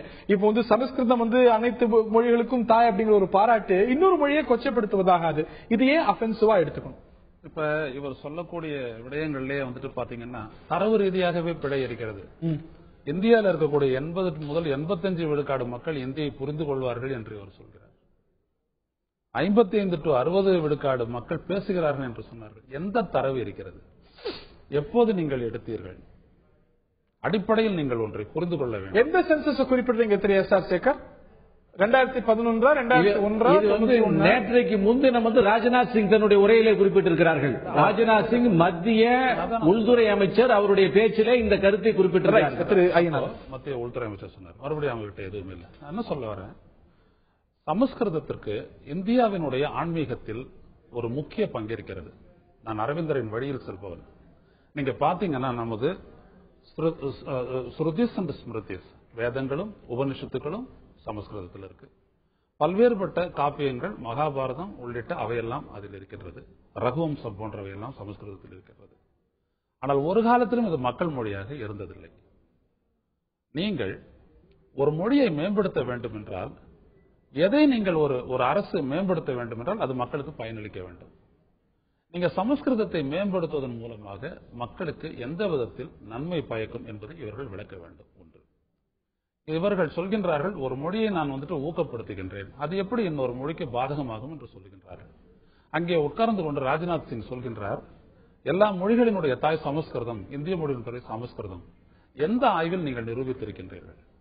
சமஸ்கிருதம் என்கின்ற அந்த வார்த்தைக்கு என்ன பொருள் என்றால், பல்வேறுபட்ட மொழியில் இருக்கக்கூடிய வார்த்தைகள் எல்லாம் எடுத்து கிருதம் சேர்த்து உருவாக்கப்பட்ட மொழி. இது ஆன்மீகத்தில் சில சொற்களுக்கு அனுபவ ரீதியாக உணரப்பட்ட உண்மைகளை சொல்வதற்காக பயன்படுத்தப்பட்ட மொழிதானே ஒழிய அது என்றைக்குமே சமூக மொழியாக இருக்கு. மிக பழமையான மொழிங்கிறதுல உங்களுக்கு மாற்று கருத்து இருக்கு? தமிழா சமஸ்கிருதமான மாற்று கருத்து இந்திய மொழியில நான் ஒரு மொழிக்கு ரொம்ப பழமையான மொழி, ஒரு அதீதமான ஒரு பழமையும் ஒரு பாரம்பரியமும் கொண்ட மொழின்னா மறுப்பீங்களா? மறுக்க மாட்டேன். நான் ஏன் மறுக்கணும்? அப்படியெல்லாம் மறுக்க வேண்டிய தேவையில்லை. நீ ஏன் அதை எனக்கு தாயின்னு நீ சொல்ற?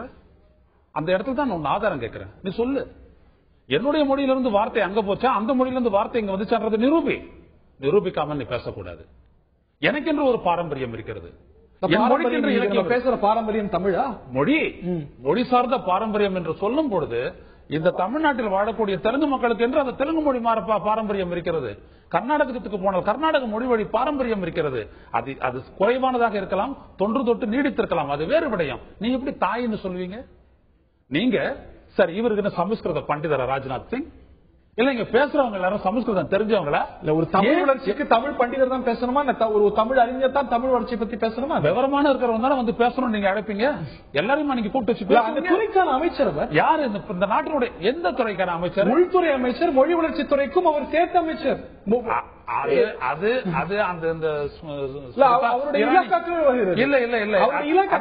இலாக்காக்குள்ள ப்ரமோட் பண்ற வேலையெல்லாம் செஞ்சுக்கிட்டு இந்த இந்தி மொழியை ப்ரமோட் பண்றான்னு சொல்லிட்டு ஏற்கனவே ஒரு நான் கேட்பது ஒன்றே ஒன்றுதான்.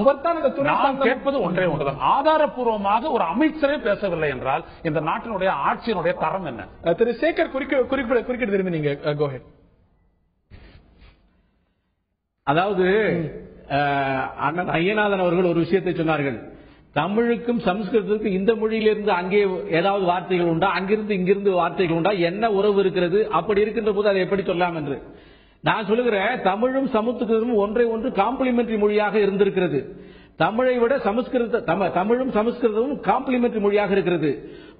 குரு என்கின்ற வார்த்தை தமிழ் சொல். இதில் சமஸ்கிருதத்தின் பல இடங்களிலே இது கையாளப்படுகிறது. அது மட்டுமல்ல, தமிழனுடைய மிக பழமையான காவியம் தொல்காப்பியம். அந்த தொல்காப்பியத்திலே சமஸ்கிருதத்தை பற்றிய மிகப்பெரிய குறிப்புகள் இருக்கிறது. பாசி சொல்லாது ஊசி முன்னாது அலர்க்கதினை விளக்காக என்று சொல்லி புறநானூற்றுடைய மாடல்ல 229வது பாடல் வருகிறது. அதிலே பாசி என்பது கிழக்கு, ஊசி என்பது வடக்கு. இது பிராச்சி உதீச்சி என்கின்ற திரிவினுடைய விஷயமாக இருக்கிறது. இதே மாதிரி பல விஷயங்கள் சமஸ்கிருதத்திலே இருந்தும் தமிழிலே கையாளப்பட்டிருக்கிறது. அது மட்டும் இல்ல, தொல்காப்பியத்தில் இன்னொரு அதைத்தான் நான் வந்து சேகர் தொல்காப்பியத்தில் ஒரு வழி சொல்கிறார்கள். பாருங்க, இப்ப அவர் சொன்ன விஷயம் தொல்காப்பியர் தமிழ் இனத்திற்கு தமிழ் மொழிக்கு வந்து இலக்கணம் வகுத்த பெருமகனார். அவர் சொல்லும் பொழுது சொல்றாரு, வடக்கில் பல்வேறுபட்ட திசைகளில் இருந்து வந்த சொற்களை ஏற்பது என்பது ஏற்றுக்கொள்ளத்தக்கதே என்று ஒரு இலக்கண வரையறை வகுக்கின்றார். அப்பொழுது வடசொல் என்று சொல்கின்றார். சமஸ்கிருதம் என்று சொல்லவில்லை, வடசொல் என்று சொல்கின்றார். வடக்கில் வழங்கப்படுவது வேற என்ன மொழி? இல்ல, எங்க வழங்குச்சது? சமூக மொழியாவே இல்லையே. சமூக மொழியா இருந்தது. இன்னைக்கும் கூட நம்மளுடைய சென்சஸ் படி ஷிமோகா உள்ளிட்ட பகுதிகளில் சமஸ்கிருதம் பேசுறதா அதுதான் சொல்ல வரேன். அது ரொம்ப ஒரு சமூக மொழியாகவே இருக்க முடியாது. அரவிந்தர் என்ன சொல்றாரு அப்படின்னா, வேதத்தை பொறுத்த வரைக்கும், உபனிஷத்துக்களை பொறுத்த வரைக்கும் விளக்கம் அளித்தவர்களுக்கு இருக்கக்கூடிய மிகப்பெரிய சிரமம் என்னவெனில், அவர்களால் சமஸ்கிருத சொற்கள் சுட்டிக்காட்டக்கூடிய அந்த ஒரு பொருளை கண்டுபிடிப்பதில் திணறுகிறார்கள் என்றார். அது ஆன்மீக ரீதியான அனுபவம் பெற்றவர்களால் மட்டுமே உரிய பொருளை புரிந்து கொள்ள முடியும் என்று அவருடைய எழுத்தில் விவரிக்கின்றார். 21 வால்யூம் எழுதினாரு. எல்லாம் ஆங்கிலத்தில் தான் எழுதினாரு, எதையும் சமஸ்கிருதத்தில். ஆனா அவர் சமஸ்கிருத பண்டிதர். நீங்க எதை பாத்தீங்கன்னா சுவாமி விவேகானந்தர் எடுத்துக்கிட்டீங்கன்னா அதுதான். ஒவ்வொரு மொழியையும் வளர்க்க வேண்டும், ஒவ்வொரு மொழியிலையும் ஒன்றொன்று அதாவது பிரபலப்பட வேண்டும் என்றுதான் அவர்கள் விரும்பினார்கள். இவர்கள் குறிப்பாக இந்தியோட வந்து சமஸ்கிருதத்தையும் சேர்ந்து இதையே முதன்மைப்படுத்துறதுலையும், இதுதான் இந்தியான அடையாளப்படுத்துறதையும் இவங்க ஈடுபட்டு இருக்காங்க. அதுதான் இப்ப இவங்க சொல்றாங்கல்ல, இப்ப போறாரு மோடி அவர்கள் ஐநா சபையில வந்துட்டு அவர் ஹிந்தி தான் பேச போறாரு, ஹிந்தியில தான் உரையாற்ற போறாருன்னு. இதுக்கு முன்னாடி வாஜ்பாயும் போட்டு உரையாற்றினாரு. நான் சொல்றேன், மொழியினுடைய அடிப்படை புரிய வைப்பது. நீங்க இப்ப போய் பேசுறாருல ஹிந்தியில, அப்ப டெக்ஸ்ட் ஆஃப் ஸ்பீச்சும் ஹிந்தியில கொடுத்துருவீங்களா? நீங்க 216 நாடுகளுடைய மெம்பர்ஸ் இருப்பாங்க, இங்கிலீஷ்ல பேசுறதுதான் விசிதமா இருக்கும்னு நினைக்கிறீங்க? நான் சொல்ல வர்றது நீங்க புரிய வைக்கணும்ல. நீங்க சீன பிரீமியரோ இல்லாட்டி ஜப்பானிய பிரதமரோ ரஷ்ய பிரதமரோ அங்க போய் இங்கிலீஷ்ல பேசுறாங்களா? கிடையாது, அவங்க நாட்டு மொழியில பேசுறாங்க. சொல்றாங்க இந்திய மொழியா இல்லாட்டி வேற நாட்டு மொழியா? வர இருங்க, நான் வரது என்னன்னா, நீங்க பேச வேணாம்னு நான் சொல்ல வரேன். நான் சொல்ல வர்றது என்னன்னா, நான் கூட போயிட்டு தமிழ்ல பேசலாம், ஆனா நான் சர்க்குலேட் பண்றதுல டெக்ஸ்ட் ஆஃப் ஸ்பீச் அது எதுல கேட்டு போறாரு, அது ஒரு 5 மொழிகள்ல இருக்கணும். இல்லாட்டி அங்க சேர்ல தான் இவங்க பேசிக்கிட்டு இருக்கணும். அதனால இது ஒரு பெருமையா சொல்லாதீங்க, இது ஒரு பெருமையா சொல்லாதீங்க. ஒரு ரஷ்ய பிரதமர் அவருடைய மொழியில பேசுறாரு அப்படிங்கும் போது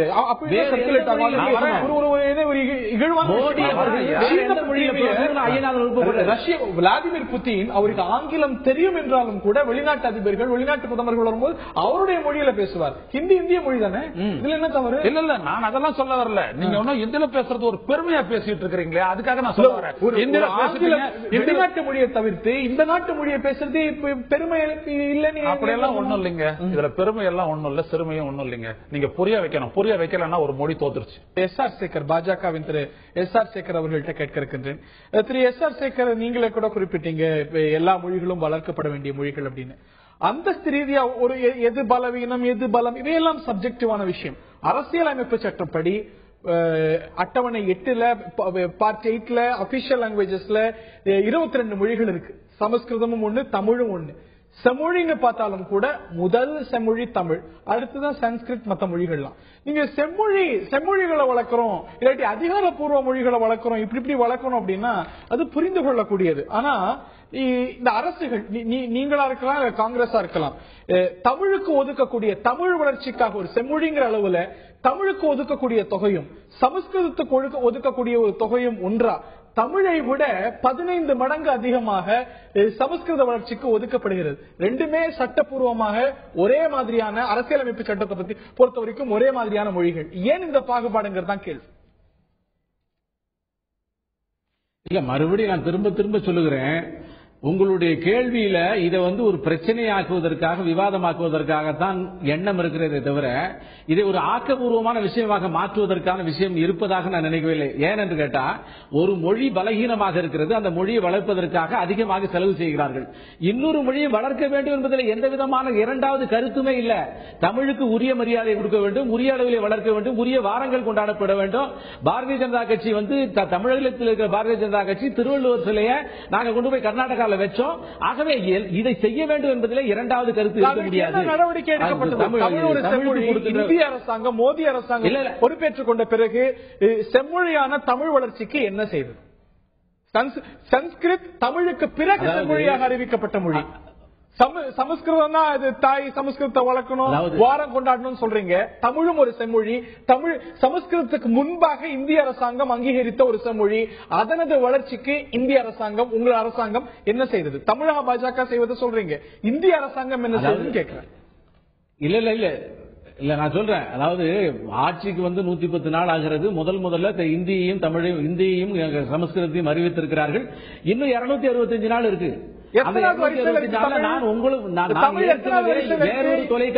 வேறொரு தொலைக்காட்சியில தமிழுக்கான வாரம் கொண்டாடப்பட வேண்டும் என்பதை வலியுறுத்தி இருக்கிறேன். எங்களுடைய மாநில தலைமையில், அகில இந்திய தலைமையிலும் சொல்லி ஒரு முக்கியமான ஒரு அதற்கான முயற்சிகள் நடந்து கொண்டிருக்கிறது, அதற்கான கோரிக்கைகள் விடப்பட்டிருக்கிறது, அதற்கான செயல்பாடுகள் இனிதான் வந்து சேரும். நான் ஐயநாதனுக்கு சில கேள்விகளை எழுப்ப விரும்புகிறேன். சமூக மொழியாக்க சமஸ்கிருதத்தை ஏன் முயல்கிறீர்கள் என்று கேட்டார்கள். சமூக மொழியாக்க சமஸ்கிருதத்தை முயல்வதிலே என்ன தப்பு? இன்னொரு மொழி வந்து சேர்வதிலே என்ன தப்பு? ஒரு ரிச்சஸ்ட் பாரம்பரியமிக்க ஒரு மொழி சமூக மொழியாக மாறுவதிலே என்ன தப்பு? சமஸ்கிருதம் யாருடைய தாய்மொழியும் அல்ல. சமஸ்கிருதம் எங்கேயும் பெரிதாக பேசப்படவில்லை. சமஸ்கிருதத்தில் ஏராளமான இலக்கியங்கள் இருக்கிறது, விஞ்ஞானம் இருக்கிறது. அதை தெரிந்து கொள்வதிலே என்ன தப்பு?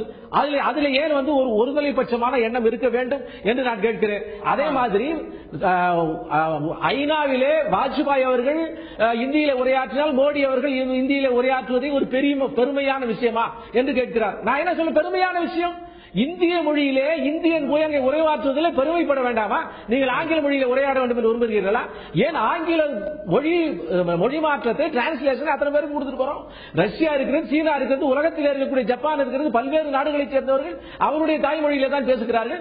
நம்முடைய இந்திய மொழியிலே பேசுவதிலே என்ன கௌரவ குறைவு இருக்கிறது?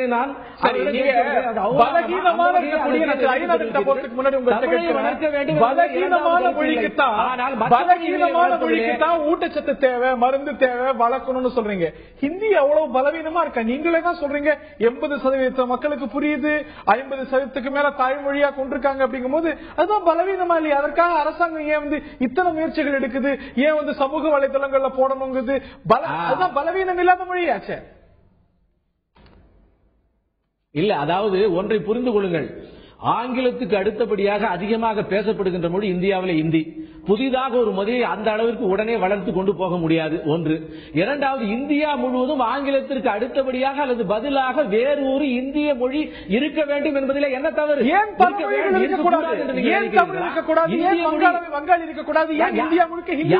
இருக்கக்கூடாது என்று சொன்னார். நீங்க ஹரிஹரன் ஒரு பிராக்டிகல் ஃபீசிபிலிட்டியை பாருங்க.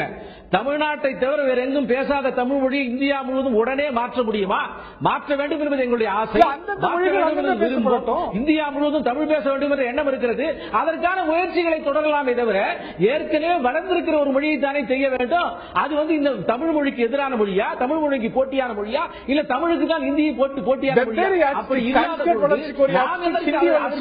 அந்த இரண்டு மொழிகளுக்கு இடையில ஒரு போட்டியை உருவாக்க வேண்டும். வெவ்வேறு அளவுகள் இருக்க வேண்டாமா? ரெண்டும் ஒன்றோடு ஒன்று சேர்ந்து வளர வேண்டாமா? திரு ஐயநாதன், அதாவது அவருடைய கேள்விக்கு நான் பதில், சமூக மொழியா சமஸ்கிருத மொழி ஆக்கக்கூடாதா அப்படின்னு நீங்க கேக்குறீங்க. எந்த காலத்துல அது இருந்ததில்ல. அதை நீங்க ஆக்கிறதுக்கு முயற்சி பண்றீங்கன்னா தாராளமா பண்ணிக்கங்க. நான் சொல்ல வர்றது என்ன அப்படின்னீங்கன்னா இதை ஏன் ஒரு அரசு அறிவிச்சு நீங்க சமஸ்கிருதத்துல ஆராய்ச்சி பண்றவங்களுக்கு நீங்க நிதி கொடுங்க, செம்மொழியா அது ஒரு செம்மொழி நீங்க சொன்னீங்க, தாராளமா சொல்லுங்க. ஏன்னா இவங்களுடைய முரளி மனோகர் ஜோஷி என்ன சொன்னார்னா, தமிழுக்கு செம்மொழி கேட்டு நாங்க பேசின போது என்ன சொன்னார்னா, செம்மொழினாலே அது உயிரோட இருக்கக்கூடாதுன்ட்டாரு. ஒரு புது வியாக்கியானத்தையே கொடுத்தாரு. செம்மொழினா அது செத்து போயிருக்கணும். அப்ப சமஸ்கிருதம் செத்து போனதுன்னு அவர் ஒத்துக்கிட்டாரு. நான் கேட்கறது என்னன்னா, அந்த மொழி ஆய்வில் யார் ஈடுபட்டாலும், இந்திய மொழி ஆய்வில் யார் ஈடுபட்டாலும் அவர்களுக்கு உதவுங்கள், மொழியை மேம்படுத்துங்கள். நீங்க ஏன் இந்த மொழி தான் எல்லாத்துக்கும் தாய், இதை வளர்த்தா தான் வந்துட்டு சரி, இதுவே எல்லாருக்கும் பயன்படும், ஹிந்தி கத்துக்கிட்டீங்கன்னா நீங்க எங்க வேணாலும் போய் பேசலாம், வடகிழக்கு மாநிலங்கள்ல பேசுறீங்களா, பஞ்சாப்ல பேசுறீங்களா, மராட்டியத்துல பேசுறீங்களா, கர்நாடகத்துல பேசுறீங்களா, கேரளால பேசுறீங்களா, ஆந்திரால பேசுறீங்களா, கேட்டா ஹைதராபாத்ல பேசலாம்னு சொல்லக்கூடாது. நான் சொல்ல வர்றது என்னன்னா, இந்த நாட்டில் 22 மொழிகளுக்கு இந்த நாட்டில்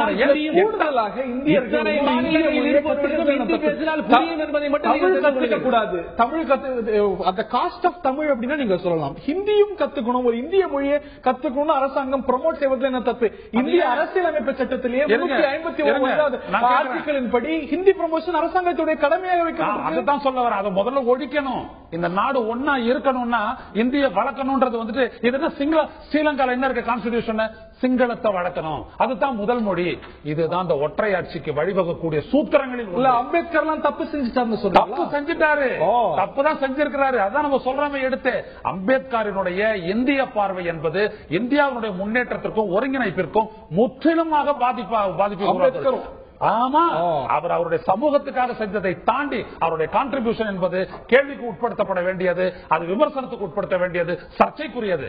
அதே நேரத்தில் நான் சொல்ல வரேன், நீங்க சமஸ்கிருதத்துக்கு முக்கியத்துவம் கொடுக்க பாருங்க.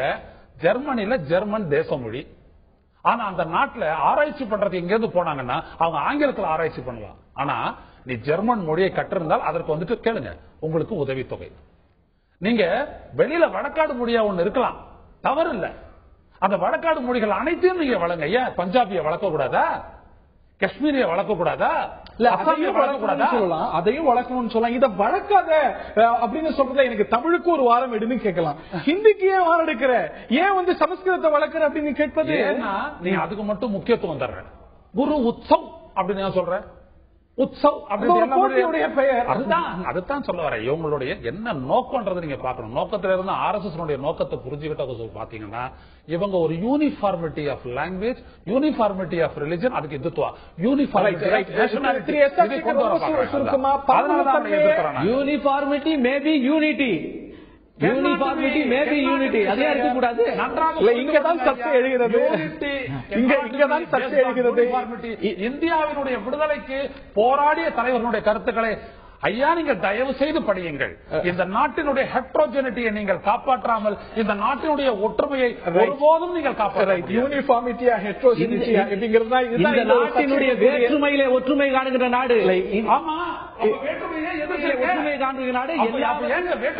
இதுதான் இந்த சர்ச்சையுடைய மையப்புள்ளி, இதுதான் இந்த சர்ச்சையுடைய மையப்புள்ளி, இதுதான் தொடர்கிறது. ஓயுமா இந்த சர்ச்சைகள் என்பதுதான் எழுந்திருக்கக்கூடிய பிரதான கேள்வி. இந்த நிகழ்ச்சியில் பங்கு பெற்ற திரு ஐயநாதன் அவர்களுக்கும் திரு SR சேகர் அவர்களுக்கும் பார்த்த நேயர்களுக்கும் நன்றி கூறி விடைபெறுகின்றோம். மன்னிக்கணும் Thiru SR Sekar, running totally out of time. நிகழ்ச்சியை பார்த்த நேயர்களுக்கு நன்றி, வணக்கம்.